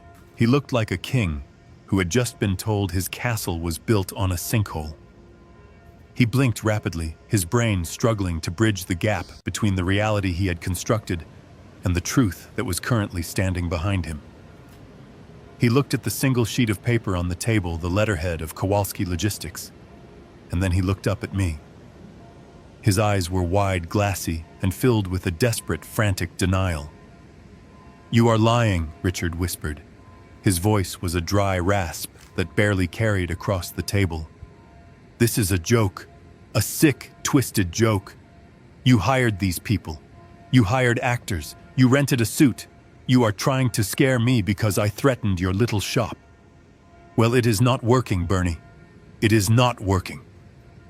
He looked around the table, his eyes darting from face to face, seeking an ally, seeking a nod of confirmation that this was indeed a farce. He looked at Sarah Jenkins, the chairwoman. Sarah, tell him. Tell this mechanic to get out of my office. Call security. Have him arrested for trespassing. Sarah Jenkins did not look at Richard. She looked at me. She picked up the file that Arthur Blackwood had placed in front of her. She opened it. The sound of the turning page was the only noise in the room. She scanned the first page, her expression unreadable. Then she looked up. Mr. Kowalski, she said, her voice cool and professional. The board acknowledges your acquisition of the controlling stake in Sterling Industries. We have verified the transaction with the SEC. The transfer of ownership was finalized at 6 a.m. this morning. We are ready to proceed with the agenda you have outlined. Richard flinched as if she had slapped him. What? He stammered. What did you say? Controlling stake, that is impossible. The stock hasn't moved. I would know. I monitor the markets. It was a private acquisition, Richard, I said. My voice was calm, the voice of a man explaining gravity to a child who had just jumped off a roof. I bought the debt. I bought the outstanding shares from the silent partners you ignored. I bought the bank that holds the note on this building. I didn't just buy the company. I bought the ground you are sitting on. Richard shook his head violently. No. No. You are a mechanic. You drive a rust bucket. My daughter called you a pig. You ate the chicken dinner at the back table. You cannot be a billionaire. Billionaires don't have grease under their fingernails. I leaned down. I put my face close to his. I could smell the sour tang of his sweat. I earned every dollar I have, Richard, I said. I built my company with sweat and grease. I know the value of $1 because I have had to work for it. You think money is magic. You think it appears because you deserve it. You think you can spend it because you have a title. But you forgot the most important rule of business. Never insult the man who signs the checks. Richard tried to stand up, but his legs seemed to fail him. He slumped back into the chair. Get out, he wheezed. Get out of my office. It is not your office, I said. And that is not your chair. I stepped back and nodded to Arthur Blackwood. Arthur stepped forward, opening the thick leather binder he had been holding. He placed it in the center of the table. It landed with a heavy thud, a sound of finality. Mr. Van Dort, Arthur said, his tone clinical and sharp. This is the preliminary forensic audit of the North American Sales Division for the fiscal years 2019 through present. It was conducted by an independent team of auditors over the last 72 hours. Richard stared at the binder. He looked like he wanted to vomit. We have identified serious irregularities, Arthur continued. Specifically, we found a series of wire transfers totaling $1.5 million from the Employee Pension Fund to a shell company registered in the Cayman Islands under the name RVD Consulting. Richard turned a shade of gray that I had never seen on a living human being. Those were legitimate consulting fees, he choked out. For market analysis. External contractors. Arthur flipped a page in the binder. We traced the ownership of RVD Consulting, he said.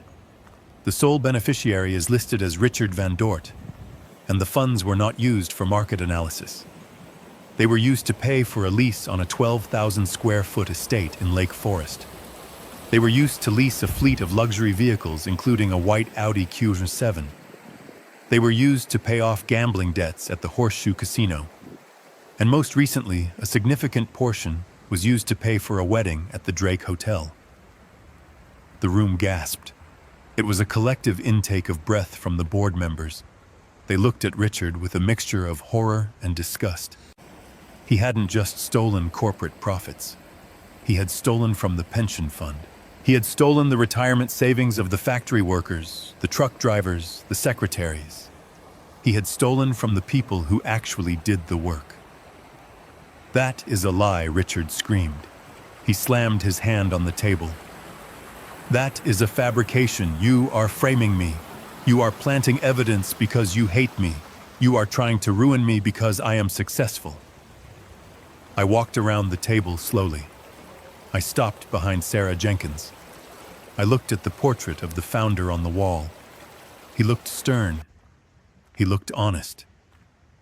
Richard, I said, keeping my back to him. Do you know what I do at Kowalski Logistics? He didn't answer. He was breathing hard, panting like a trapped animal. I fix things, I said. When a supply chain breaks, I fix it. When a company is bleeding, I cauterize the wound. And when I find a parasite, I cut it out. I turned around.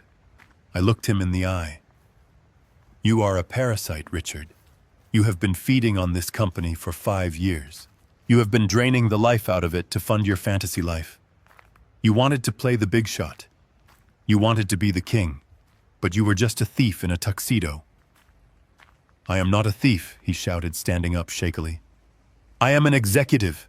I made this company profitable. I generated revenue. I deserve that money. It was my bonus. I just took it early. You took it from the workers, I roared. My voice filled the room, bouncing off the glass walls. You took it from the men and women who stand on the assembly line for 10 hours a day. You took it from the people who trust this company to secure their future. You used their healthcare fund to secure personal loans. You gambled with their lives so you could drive a nice car and throw a party for your spoiled daughter. Richard shrank back. He looked small. He looked pathetic. The arrogance was gone, replaced by the terrified realization that the game was over. Arthur Blackwood pulled another document from his briefcase. He slid it across the polished table toward Richard. This is a formal termination of employment, Arthur said. Effective immediately. You are being fired for cause: gross misconduct, embezzlement, fraud, breach of fiduciary duty. You are stripped of all titles, all benefits, and all stock options. Richard looked at the paper. He didn't pick it up. He just stared at the words. Termination for cause. You can't do this, he whispered. I am the CEO. The board promised me. I looked at Sarah Jenkins. Sarah looked at Richard. Her eyes were cold. Mr. Van Dort, the board never voted to appoint you as CEO. We were considering it. But in light of this information, and under the direction of our new chairman, Mr. Kowalski, the motion is withdrawn. You are fired. Please vacate the premises immediately. Richard looked around the room. He saw the faces of his colleagues, the people he had bragged to, the people he had bullied. He saw no sympathy. He saw only judgment. He looked at me. He looked at the mechanic he had tried to crush. Bernie, please, he begged. His voice broke. Please, let's talk about this. I can pay it back. I can work it off. Don't do this. I will lose everything. My house, my reputation. I will go to jail. I walked toward him. I walked until I was standing right in front of the chair he was still clinging to. The CEO's chair. You should have thought about that before you called me a pig, I said softly. You should have thought about that before you threatened my shop. You should have thought about that before you stole from your own people. I pointed to the door. Get out of my chair, Richard. He hesitated. For a second, I thought he was going to fight. I thought he was going to swing at me. But then his shoulders slumped. The energy left his body. He was empty. He let go of the armrests. He stepped away from the chair. He looked like he had aged 10 years in 10 minutes. He started to walk toward the door. His steps were heavy, shuffling. He didn't look at anyone. He just looked at the floor. Wait, I said. He stopped. He turned around, a flicker of hope in his eyes. Maybe he thought I was going to offer him mercy.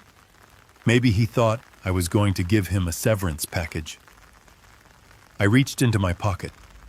I pulled out the crumpled $20 bill. I walked over to him. I took his hand, his limp, clammy hand, and I pressed the bill into his palm. I closed his fingers around it. You dropped this, I said. You might need it for the bus. I hear the parking garage is expensive for non-employees. He looked at the money. He looked at me. A single tear rolled down his cheek.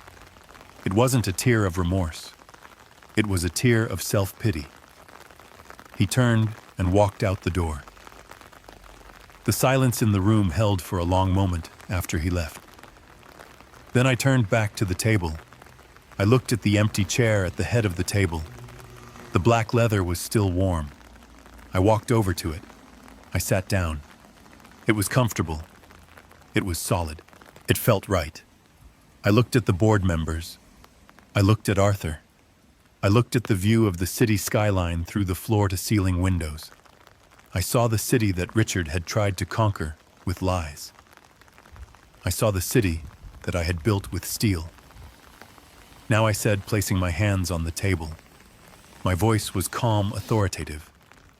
The voice of the chairman. We have a lot of work to do. We have a pension fund to replenish. We have a company to rebuild, and we have a culture to change. I looked at Sarah Jenkins. First order of business, I said. I want a full audit of every executive expense account.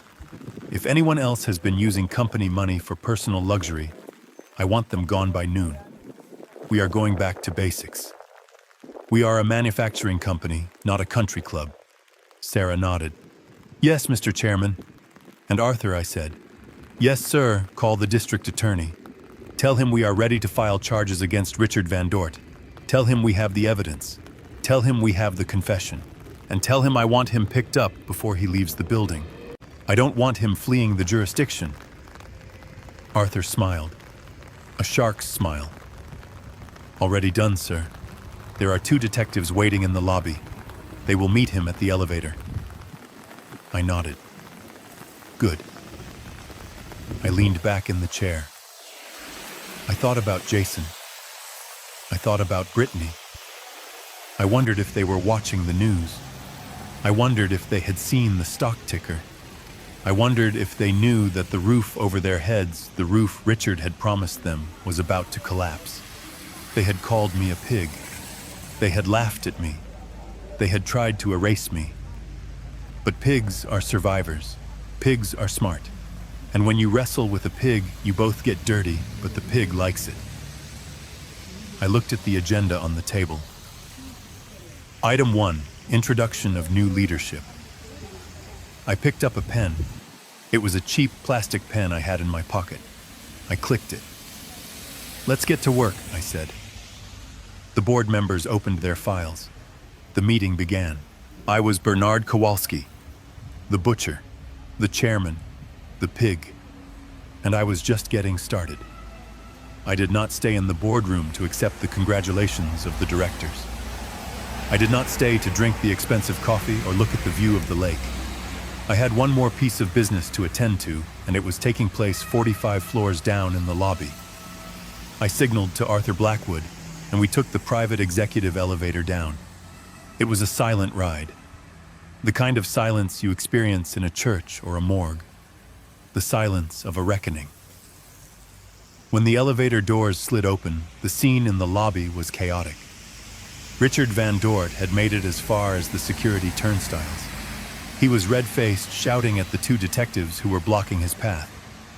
He was waving his arms, pointing at the ceiling, probably threatening to have their badges. But the detectives were not impressed. One of them, a tall man in a cheap suit that reminded me of my own from the wedding, spun Richard around and slammed him against the marble reception desk. I stopped near the elevator bank. I watched as the cold steel of the handcuffs clicked around Richard's wrists. I saw the moment his spirit broke. His shoulders collapsed. His head dropped. The loud, arrogant man who had thrown $20 at me in a garage was gone. In his place was a criminal facing 20 years for fraud. But the show was not over. Just as the detectives were reading Richard his rights, the revolving doors at the main entrance spun open. Jason and Brittany burst into the lobby. They looked like refugees from a high-fashion war zone. Jason was wearing wrinkled chinos and a polo shirt that had clearly been pulled out of a laundry pile. Brittany was wearing sweatpants and oversized sunglasses, her hair a bird's nest of tangles. They had obviously come hoping to catch Richard on his first day as CEO. They had come looking for a handout. They had come looking for a savior. Instead, they found their savior in cuffs. Daddy Brittany screamed. Her voice echoed off the vaulted ceiling, sharp and shrill. She ran across the polished floor, her flip-flops slapping against the stone. "What are you doing to him? Get your hands off him! He is the CEO!" One of the detectives stepped between Brittany and her father. "Ma'am, step back. This man is under arrest for grand larceny and securities fraud." Brittany stopped dead. She pulled off her sunglasses. Her eyes were wide-rimmed with red. "Arrested," she whispered. "That is a lie. That is a mistake. Tell them, Daddy. Tell them who you are." Richard looked up. He looked at his daughter. He looked at Jason standing behind her. And then his eyes drifted past them, locking onto me. He did this, Richard croaked. He pointed his chin at me because his hands were bound behind his back. The mechanic. The pig. He set me up. He bought the company just to ruin me. Jason and Brittany turned slowly. They saw me standing by the elevators. They saw the Brioni suit. They saw the security detail.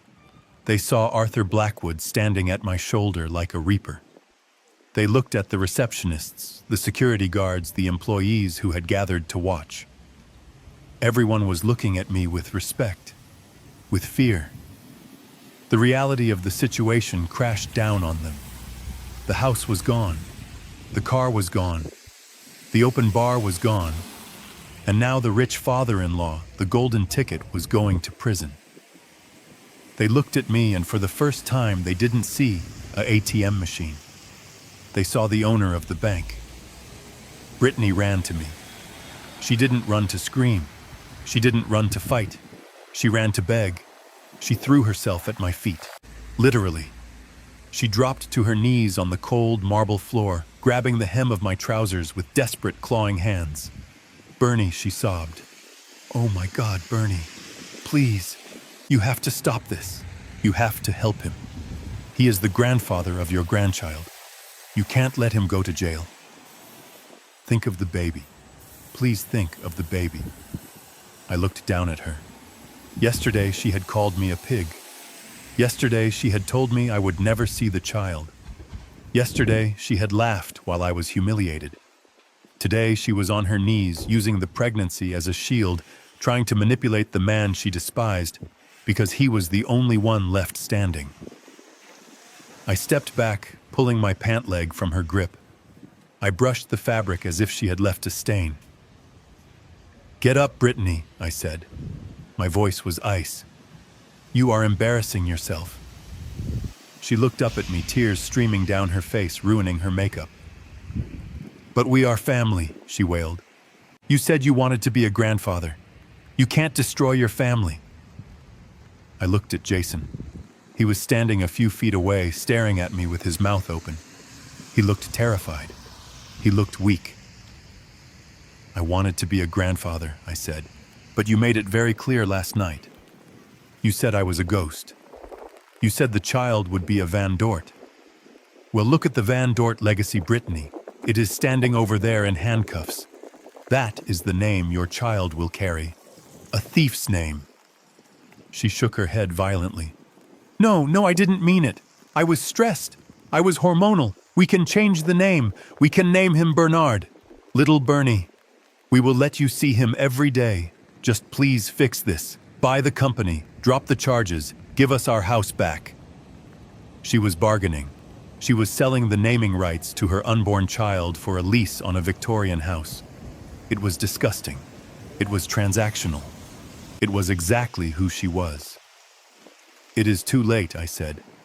"You don't get to negotiate with me anymore. You bet on the wrong horse. And now you have to walk home." The detectives began to drag Richard toward the exit. He didn't fight. He just hung his head. Brittany scrambled to her feet and ran after him, screaming for him to do something to fix it, to be the powerful man he promised he was. But he was just a criminal in a wrinkled suit. Jason didn't follow her. He stood there alone in the middle of the lobby. He looked at me. He walked over slowly, his hands in his pockets. "Dad," he said. His voice was small. "Okay. You made your point. You won. Richard is a crook.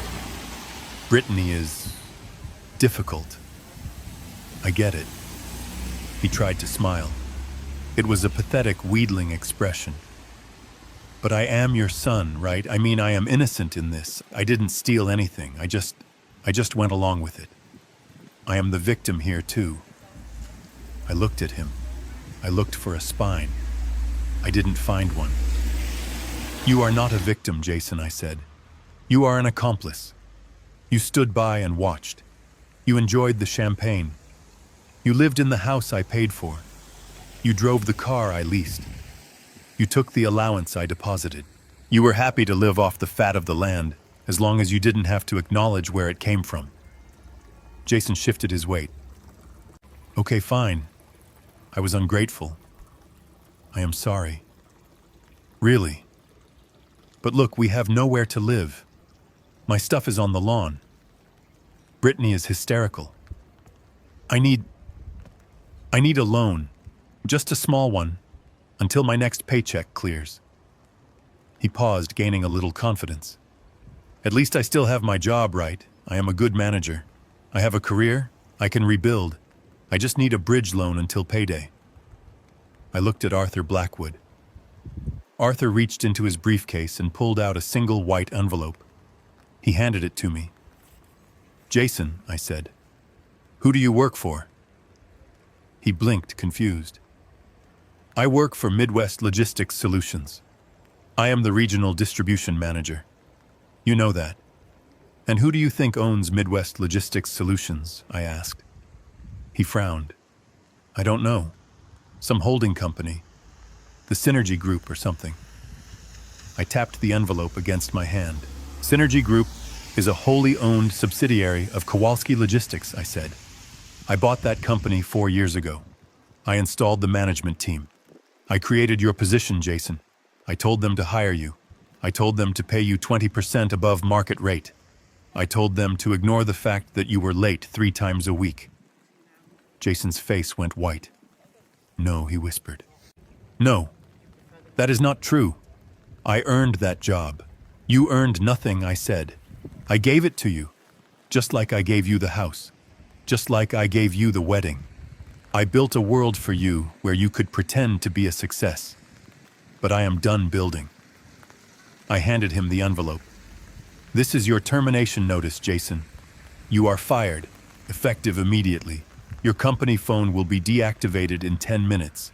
Your company credit card has already been canceled. Jason took the envelope. His hands were shaking so hard, he almost dropped it. Dad, you can't, he gasped. You can't fire me. I have a baby on the way. I have nothing. You have your hands, I said. You have a strong back. You are young. Go find a job. Go apply at a garage. Go learn how to change oil. Go learn what it feels like to work for $1 instead of waiting for it to appear in your account. But, he stammered. I leaned in close. You wanted to be a man, Jason.